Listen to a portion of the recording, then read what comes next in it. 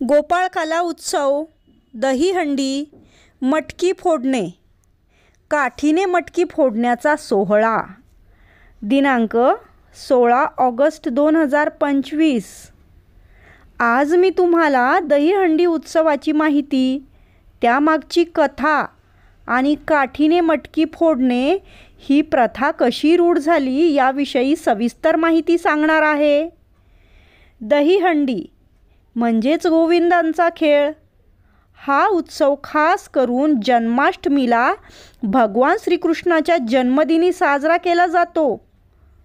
भगवान श्रीकृष्णाचा बाललीला संदर्भ यामागे आहे. श्रीकृष्ण लहानपणी गोपिकांच्या घरातून दही, लोणी, दूध चोरून खात असे. दही आणि लोण्यांनी भरलेल्या हंड्या गोपिका उंच शिंकाळ्यावर टांगून ठेवत असत किंवा कुठेतरी उंच ठिकाणी त्या ठेवत. पण लहानगा श्रीकृष्ण आपल्या मित्रांसह मानवी मनोरे करून त्या हंड्या फोडायचा. त्यामुळेच या उत्सवाला दहीहंडी असे नाव मिळाले. हंडीत लोणी आणि दही असते.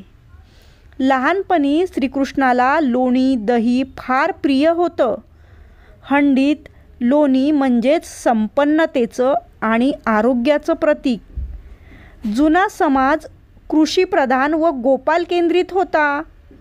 दही, लोणी, दूध, ताक हे पदार्थ जीवनाचा महत्त्वाचा भाग होता. लोणी, दही हे शरीराला पोषण व ताकद देतात. श्रीकृष्ण व त्यांचे सवंगडी धष्टपुष्ट व्हावेत म्हणून ते लोणी खायचे. कृष्णही आपल्या सवंगड्यांना लोणी खाऊ घालायचा. दही व लोणी हे शेतकरी आणि गवळी संस्कृतीचे प्रतीक आहेत. दहीहंडी हा उत्सव शेतकरी जीवनाशी, दुग्ध व्यवसायाशी आणि सामूहिक आनंदाशी जोडलेला आहे. म्हणूनच हंडीत लोणी, दही ठेवणं हे केवळ खेळापुरतं नसून ते श्रीकृष्णाच्या लीलांचं स्मरण, गवळ्याच्या संस्कृतीचं दर्शन, ताकद आणि समृद्धीचं प्रतीक आहे. आता आपण पाहूया काठीने मटकी फोडण्याची प्रथा कशी सुरू झाली असावी ते. मथुरेचा निर्दयी राजा कंस, ज्याने स्वतःच्या बहिणीच्या मुलाला ठार मारण्यासाठी कारस्थानं केली होती. कंसाचे शिपाई गावोगाव हिंडत गरीब गवळ्यांच्या घरातून लोणी आणि दही जबरदस्तीने गोळा करत.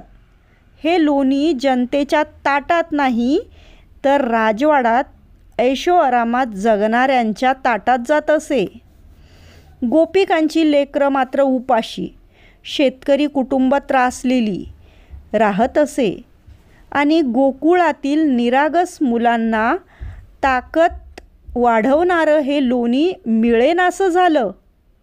मग आपला कान्हा, आपला लाडका श्रीकृष्ण, त्याने ठरवलं गावातील मुलांना उपाशी ठेवायचं नाही आणि म्हणूनच रात्रीच्या अंधारात आपल्या सवंगड्यांसह श्रीकृष्ण गोपिकांच्या घरात जायचा, लोणी चोरायचा आणि आपल्या मित्रांसोबत वाटून खायचा. गोपिकांनी मग काय केलं? हंड्या अधिक उंच टांगल्या, जेणेकरून कृष्णाला आणि त्याच्या सवंगड्यांना सहज पोहोचता येऊ नये. तेव्हा श्रीकृष्णाने एक युक्ती लढवली.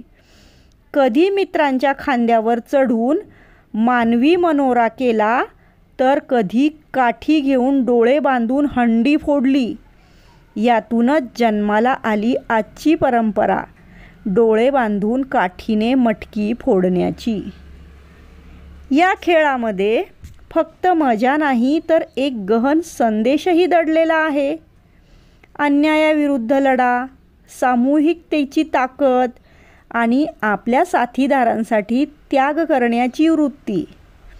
हंडी म्हणजेच ध्येय, डोळे बांधणे म्हणजे अडचणी, काठी म्हणजे प्रयत्न आणि हंडी फुटल्यावर सांडलेलं दही लोणी म्हणजे यशाची गोडी.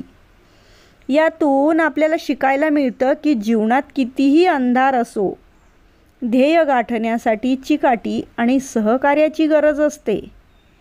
दहीहंडी हा उत्सव आणि त्यातील काठीने हंडी फोडणे हा खेळ केवळ करमणूक नसून तो आपल्याला धैर्य, एकता आणि अन्यायाविरुद्ध उभं राहण्याची ताकद आणि परस्पर सहकार्याचा अर्थ शिकवतो.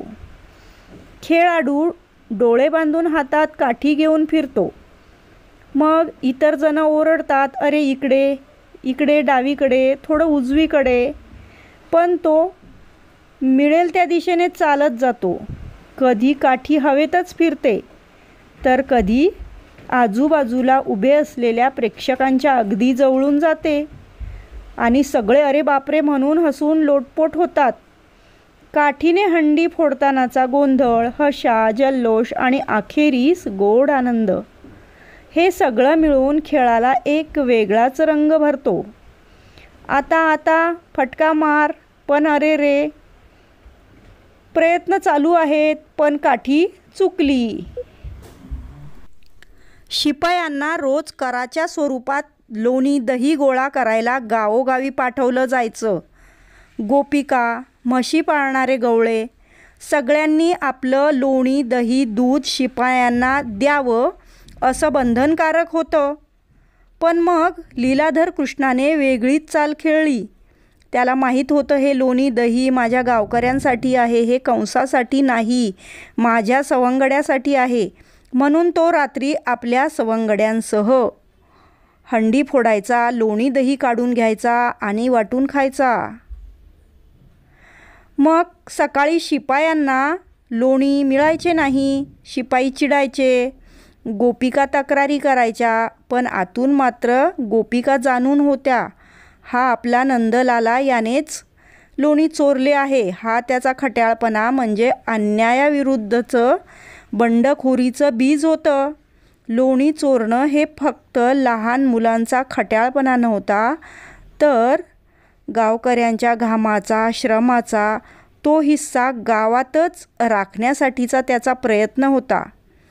तो कंसाच्या शिपायांना सहजी घेऊ द्यायचा नाही. हे ठरवून श्रीकृष्ण लोणी चोरत. आपली मेहनत, आपली संपत्ती आपणच उपभोगायची. अन्यायाविरुद्ध थेट शस्त्र उचलायची गरज नाही, तर हुशारी, खट्याळपणा आणि सामूहिकतेने लढा द्यायचा. कृष्णाचं लोणी चोरणं हे खोडकर लीलांमधून उलगडलेलं सूक्ष्म बंड होतं. कंसाच्या अन्यायी करप्रथेवर केलेला पहिला प्रहार. यातूनच पुढे जन्माला आली दहीहंडीची ही प्रथा, ज्यातून आपण आजही सामूहिकता, उत्साह आणि अन्यायाविरुद्धतेचा संदेश जपत असतो. जेव्हा आपण हंडी फोडण्यासाठी एकत्र येतो तेव्हा आपण नकळत श्रीकृष्णाची शिकवण जगत असतो. एकजुटीने केलेला प्रयत्न, त्याग आणि सहकार्य यातून मिळणारा आनंद म्हणजेच विजयाचा खरा उत्सव आहे.